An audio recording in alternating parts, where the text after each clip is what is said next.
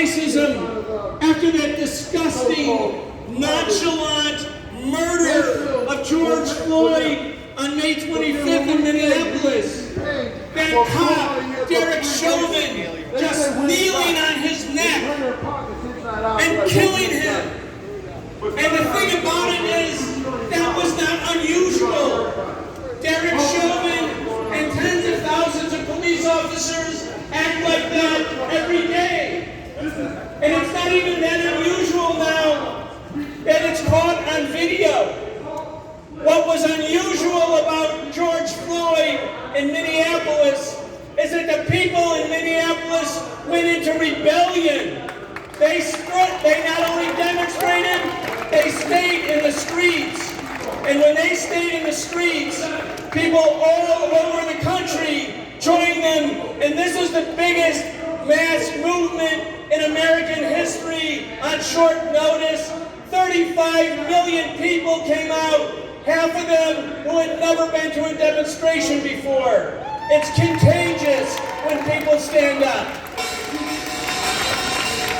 And remember what Donald Trump did when he ordered the police and the National Guard and the Secret Service and the Park Police to carry out that violent attack right here on H Street on the north side of Lafayette so he could walk across Lafayette Park and stand there with a Bible.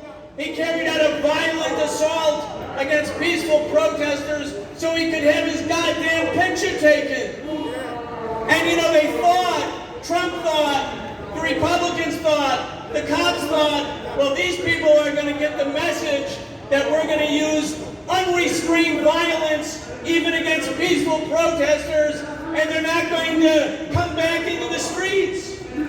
But instead, when you look at what happened the day after Donald Trump carried out that photo op in Lafayette Park, that was June 1st. On June 2nd, millions of people came into the streets. Millions of people stood up. Sometimes people see police repression and they run, and that's understandable.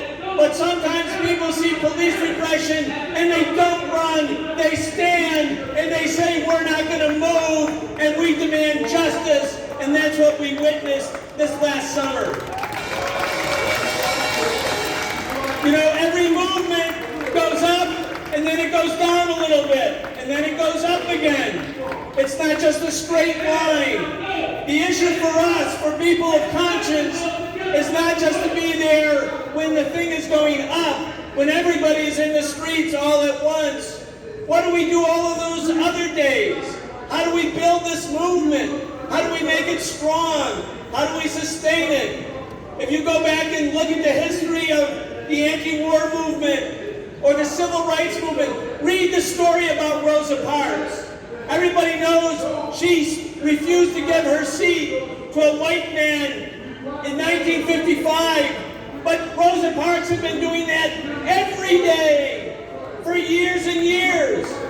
And nobody ignited a mass movement, but she kept at it. She didn't stop. Sometimes she was meeting with people in the basement of a church, and it would be the same 3 or 4 people, and they'd say, is this ever going to make a difference? And then at some point, it really made a difference. And as Sean said, the reason the Voting Rights Act was passed was not because of Congress. They were the same racist Dixiecrats who had been in office sustaining apartheid. The reason we got Medicare, the reason we have unemployment insurance, the reason we have anything in this country is when people stood up and fought back and built a grassroots movement, and that's what we're doing. We're building that kind of movement. So I invite you, I'm with the Answer Coalition, there are other organizations here. The point of our demonstration today and in 60 cities is to show solidarity, but more important than anything, it's to keep moving, keep growing, keep building, keep organizing, keep mobilizing, because that's how change happens. Thank you very much, brothers and sisters. Let's keep it going.